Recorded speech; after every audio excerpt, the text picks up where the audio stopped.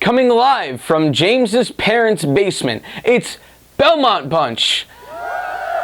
Hey! Thank you, James. Time for the Central Division preview. We have probably the most competitive division in the league, probably the best division in the league, and we're going to try to slot them into the spots they're going to finish. First, we have the Minnesota Wild, a team that has a strong foundation and is still probably looking at something to an 80 to 85 point season, so a decent team. You have a fantastic top four with Suter, Brodin, Dumba, and Spurgeon, and just not enough scoring punch. That's the big fault in this team. They add Mats Zuccarello from Dallas, and he should be his usual productive self. They don't add much else. The bottom six still has some young guys in Eriksson Ek and Greenway. If they take a step, this team, maybe they surprise, and if the next team that's up falters a little bit, especially with their defense, then maybe the Wild take a step up. They're one of those teams that's a bit of a wild card. And right now, outside of the playoffs, I would say it would be a little bit of a surprise if they make it, but that's how good this division is. They'll probably still be a decent team, but last place. So that'll lead us into sixth place. Chicago has kind of the opposite problem of Minnesota. Minnesota was able to keep the puck out of the net last year with Devin Dubnyk playing well in their top four that we just talked about. Chicago had no defense, finishing 30th in goals against, and offensively they were fantastic. So, one of those teams that just freewheeling, running through the zone, multiple 40 goal scorers in Kane and DeBrincat. Dylan Strome looked like a madman once he came over, playing fantastic on the second line. And you still have Taves down the middle. Now you have Strome. You have Perlini. Hey, Panini, don't you be a meanie. Who they could expect a little bit more out of this year, but he might fall to the third line. Saad is still a productive second liner, and the scoring is still there. The defense has been improved a little bit, but that's not why they can compete for a wild card, which I think they can. Additions of Calvin DeHaan, who's a good defensive defenseman for the bottom pair, maybe top four if he has to, and Olli Mata, also on the left side. Definitely an improvement there defensively. They have production out of Keith and Gustafsson on the top pair, and I think the biggest improvement is their addition of Robin Lehner. They bring him over from the Islanders, where the system was perfect for him, and he also had maybe the best goalie coach in the league. And the hope is, can Chicago's defensive structure doesn't appear to be as good, Robin Lehner might have to stand on his head. Corey Crawford is also there backing him up. So it's a good 1-2 situation like he had in New York with Greiss. So if Crawford is healthy and Lehner is his self, remember he's on another 1-year contract, so he's playing for another job again, he could be motivated as much as he was last year. And now, with all the progress he's made, this could be another really special year for him. I hope so. And Chicago, it's a matter of Armada and DeHaan enough to mitigate defensive issues from last year. We'll see, but right now I have them just outside the playoffs. This is how good the Central Division is. But that's going to lead us to our first wild card team in the West, and that is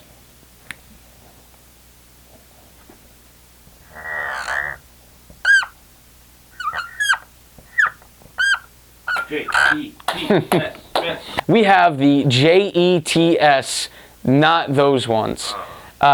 In Winnipeg, the Jets have had a tumultuous offseason if there ever was one. They still haven't signed their two best restricted free agents in Connor and Laine. Laine now having gone overseas to train back in Europe, so I don't think they're close on a contract there. And now Byfuglien is talking about retiring.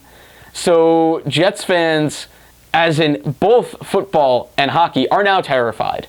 But the hockey ones at least still have the upside of Mark Scheifele, Blake Wheeler, Nikolai Ehlers, young guys in Roslovic, Appleton. Still, Kopp is good on the bottom line. They have a good bottom six. They have the infrastructure to weather some of the storm of Laine. You have Connor. I think they're more likely to get that done sooner rather than later. They still have a lot of cap space. I think they have the most in the league right now. So you would think that means they could sign their 2 stars, but Laine just wants a lot of money. And Connor's going to get paid too because he was so good last year.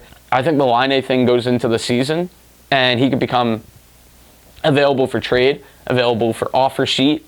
And Winnipeg, I think, would be likely to, maybe not likely, but they would at least look at that. And there's a really good chance that at some point we could be talking about, the beginning of the end for Laine in Winnipeg, which is kind of sad to see, but just not enough consistency last year scoring-wise. We know he can score 40 goals, but, he scores like 15 in a month and then he doesn't score for 2 months. That's a bit of a problem consistency-wise. They dropped him to the 3rd line at points, and that kind of points to how good Winnipeg can still be. Let's give them their little star for the wild card. Almost forgot about that. But it's kind of like I said, a lot of the teams in this division have the infrastructure to make a move this year. That's why this division is so good. And Winnipeg, if you need defense, if Dustin Byfuglien retires and your defensive core is Josh Morrissey and nobody else good, Nick Leddy is he's available from the Islanders if you want him. We just want Laine. We only want Laine. With that, let's move to 2 very similar teams that had trouble picking between 3 and 4. But Tom, how could they be similar when the Stars were bottom 3 in defense and top 3 in offense last year? And the Avs were 10th in defense and 16th in offense last year. Well, disembodied voice of Dr. Narrative. They both have elite top lines. You have Rantanen, Landeskog, and McKinnon for the Avs, and you have Sagan, Ben, and Radulov for the Stars. The problem is kind of spreading those guys out through the lineup because for Colorado, they just brought in Donskoy to play left wing, but he's more of a 3rd-line player than a 2nd-liner, so I don't know about the production there. And then on the right side, Burakovsky, who's also kind of a 3rd-liner, unless Tyson Jost moves up. And then kind of the same thing for Rupi Hintz, fun name, in Dallas. Can he show the form that he did in the playoffs? So there's a lot of ifs, ands, and buts, also including on defense the fact that they both have a stud young defenseman, Heiskanen and Makar. And the difference is, I think, they're both surrounded by just okay defensive cores, but Dallas, part of it is the coaching structure, part of it is also having John Klingberg, who is an awesome defenseman, both offensively and defensively. That's where I give a slight edge to Dallas. And then also in goal, I think Dallas has a contingency plan if Bishop gets hurt to have Khudobin step in. And, Colorado's got a rookie backup, which can be a little bit iffy. And then Grubauer is just starting to come into his own. So, maybe he struggles a little bit at the beginning. But, those are the slight edges that put Dallas a little bit ahead of the Avs.